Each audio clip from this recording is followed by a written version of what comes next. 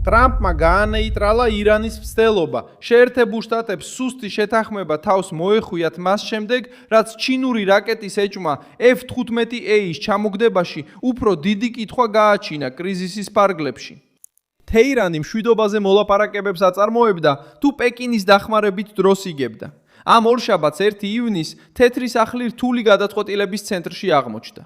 იმიტომ რომ ტრამპმა არ დათანხმდა დოკუმენტზე ხელის მოწერას, რომელიც ირანის რეჟიმს შეამსუბუქებდა რეალური გარანტიების გარეშე გამდიდრებულ ურანზე და სამხედრო საფრთხის დასრულებაზე. თუ ირანს ფული, დრო და პროპაგანდა სჭირდებოდა, ეხლა მოუწევს დაადასტუროს, იღებს თუ არა სერიოზულ მოთხოვნებს, თუ შეთანხმებას მხოლოდ საფარველად იყენებდა. რა მისცა ჩინეთმა? რატომ ჩქარობს ირანი შეღავათის მისაღებად? როგორ შეცვალა ტრამპმა სიტუაცია? ახლავე ყველაფერს გეტყვი. თუ ასეთი პირდაპირი და მოკლე კონტენტი მოგწონს, გამოიწერე არხი, რადგან აქ ასეთი ვიდეოები ყოველდღე გამოდის.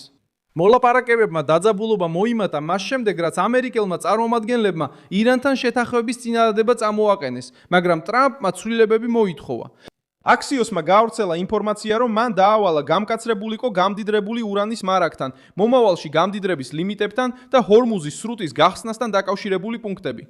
ეს იყო ის ნაწილი, რომელმაც ირანის ჩქარობა შეაჩერა. რეჟიმს სურდა ღია კარი, რომ ამოესუნთქა. ტრამპმა კარი ჩაკეტა, სანამ რაიმე გასაღებს გადასცემდა. ირანი ომიდან დაზიანებული გამოვიდა, სანქციების ზეწოლით, დაზიანებული ინფრასტრუქტურით, შიდა დაძაბულობით და სოციალური აჯანყების შიშით. რეჟიმს ბირთვული კაპიტულაცია არ სურდა, სურდა პაუზა, სურდა დრო, სურდა ფული ბრუნვაში. სურდა თამაში დაბრუნება ისე, რომ არ დაეტოვებინა ის ბერკეტი, რომელმაც ახლო აღმოსავლეთი განგაშზე დააყენა. ტრამპმა ეს განსხვავება შეამჩნია. ერთი რამ არის მოლაპარაკება ბირთვული ბომბის აღსაკვეთად. სხვა საქმეა შეეგუო ზავს, რომელიც მოწინააღმდეგეს ხელახლა ორგანიზების საშუალებას აძლევს. ამიტომაც მან ეს პროექტი მშვიდობის პრემიად არ ჩათვალა. მან ეს გულწრფელობის ტესტად მიიჩნია. როცა მან უფრო მკაცრი ენა მოითხოვა, ირანი ცუდ არჩევანთან დააყენა. ან დაეთანხმოს უფრო მკაფიო წესებს ურანიუმსა და ჰორმუზზე, ან უარი თქვას ტექსტზე და აჩვენოს, რომ მოლაპარაკება მხოლოდ მანევრი იყო. F-15A გამანადგურებელთან დაკავშირებულმა ბულმა ეჭვმა გადაწყვეტილების მნიშვნელობა კიდევ უფრო გაზარდა. NBC News-ზე დაყრდნობით გავრცელებულმა რეპორტაჟებმა აღნიშნეს, რომ აპრილში ირანის სამხრეთ-დასავლეთ ნაწილში ჩამოგდებული ამერიკული გამანადგურებელი შესაძლოა ჩინური პორტატული საჰაერო თავდაცვის სისტემით იყოს ჩამოგდებული. ასევე გავრცელდა ინფორმაცია, რომ პეკინს შეეძლო თეირანისთვის მიეწოდებინა შორ-მანძილზე მოქმედი რადარი, რომელიც დაეხმარებოდა ირანს რთულად აღმოსაჩენი თვითმფრინავების დაფიქსირებაში. ეს ინფორმაცია ჯერ კიდევ დაზვერვის მონაცემად ითვლება, თუმცა პოლიტიკური გავლენა უკვე უზარმაზარია. ეს შემთხვევა აღარ არის მხოლოდ შეერთებულ შტატებსა და ირანს შორის დაპირისპირება. ახლა უკვე ირანის შესაძლებლობების უკან ჩინეთის ჭრდილი იკვეთება. ამ ეტაპზე კრიზისი თეირანის წინააღმდეგ შემოbrunდა. რეჟიმმა სცადა საკუთარი ძალის ჩვენება, მაგრამ ეჭვი აჩვენებს დამოკიდებულებას. თუ რაკეტა ჩინური იყო, ირანმა ამერიკული თვითმფრინავი მარტო არ ჩამოაგდო. მან რეგიონულ ომში უცხოური კომპონენტი გამოიყენა. ეს ტრამპს მეტ არგუმენტს აძლევს, რომ გამკაცრდეს, რადგან მოლაპარაკების მაგიდაზე ეხლა მხოლოდ ირანის დაპირება აღარდევს. აქ უკვე პეკინის მიერ კონფლიქტის გამწვავების, ტექნიკის აშასეშოს წინააღმდეგ გამოცდისა და ამერიკული რეაქციის დაკვირვების შესაძლებლობაა, ისე რომ ჩინელ ჯარისკაცებს ბრძოლის ველზე არ აგზავნის. რაც უფრო მეტად უწევს ვაშინგტონს ყურადღების, საბრძოლო მასალის, საჰაერო თავდაცვისა და გემების ახლო აღმოსავლეთში გადატანა, მით უფრო იზრდება ზეწოლა სხვა ფრონტებზე, როგორიცაა ტაივანი, იაპონია, უკრაინა და ისრაელი. ეს გლობალური დაპირისპირების ცივი ლოგიკაა. პეკინს არ ჭირდება ომის გამოცხადება, რომ ამერიკის ხარჯები გაზარდოს. საკმარისია პარტნიორების დახმარება, ტექნოლოგიის გაყიდვა, აშეთეშოს რეაქციის შეფასება და ამერიკული იარაღის იმიჯის შერყევა სცადოს. დონალდ ტრამპმა გაიგო, რომ ასეთ სიტუაციაში სუსტი შეთანხმების ხელმოწერა ნიშნავს თავდასხმა ჯილდოდ აქციო. ეკონომიკური ზეწოლა ხსნის, რატომ ჩქარობს ირანი? რეჟიმმა იცის, რომ ომი ძვირი ღირს, რომ მოსახლეობა ამ ტვირთს გრძნობს და რომ პროპაგანდა ბაზარს არ ავსებს, ვალუტას არ ამაგრებს და დაბს და დანგრეულ ბაზას არ აღადგენს. აქ დონალდ ტრამპი აჭერს, მას არ ჭირდება ნებისმიერ ფასად შეთანხმების დადება, ვისაც სუნთქვა ჭირდება ირანია, ვისაც შიდა გამარჯვების გატიდვა ჭირდება რეჟიმია, ვისაც ახალი ფული ჭირდება თეირანია. ბოლოდროინდელი თავდასხმები ირანის სამხედრო ობიექტებზე და რეჟიმის პასუხი რაკეტებით ასევე აჩვენებს, რომ მოლაპარაკებები ჯერ კიდევ ცხელი იარაღის ფონზე მიმდინარეობს. ტრამპი ამბობს, რომ ირანს ძალიან უნდა შეთანხმების მიღწევა, მაგრამ ამავდროულად წნეხს ინარჩუნებს. ეს კომბინაცია მისი სტრატეგიის ტიპური მაგალითია, საუბარი უპირატესობის დათმობის გარეშე. თეთრი სახლი ბლანკო ჩეკს არ აძლევს. აჩვენებს, რომ შეუძლია მოლაპარაკება. საჭიროების შემთხვევაში სამხედრო ობიექტებზე დარტყმა და ხელმოწერამდე თითოეული ხაზის გადახედვა. დრონების ეპიზოდი ამ ინტერპრეტაციას ამყარებს. ირანმა იაფასიან ომში ჩადო ინვესტიცია, შაჰედის დრონებითა და რაკეტებით, რომლებიც ძვიად ღირადღირებულ თავდაცვას რეაგირებას აიძულებს. მაგრამ შეერთებული შტატები და მისი მოკავშირეები უკვე აჩქარებენ უფრო იაფი გადაჭრის გზებს ჩაჭრისთვის, უკრაინის ბრძოლის ველიდან მიღებული გამოცდილებით.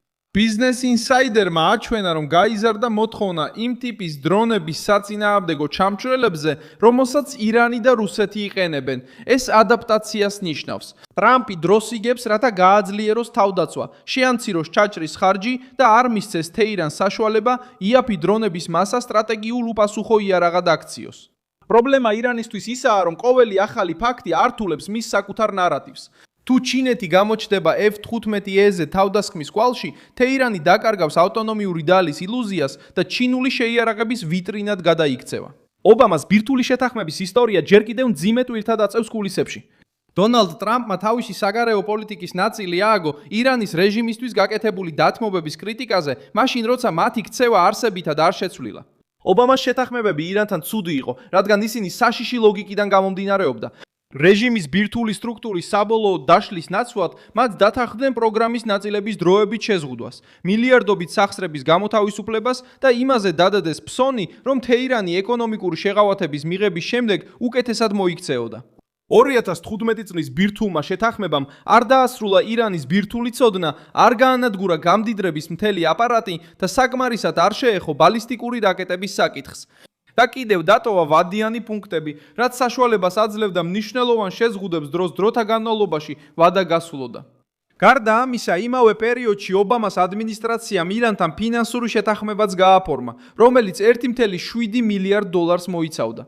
ეს დაკავშირებული იყო ძველ დავასთან, რომელიც ირანის ისლამურ რევოლუციამდე არსებულ იარაღის გატიდვას ეხებოდა, რაც პოლიტიკურ სიმბოლოდ იქცა მტრული რეჟიმისთვის დათმობის.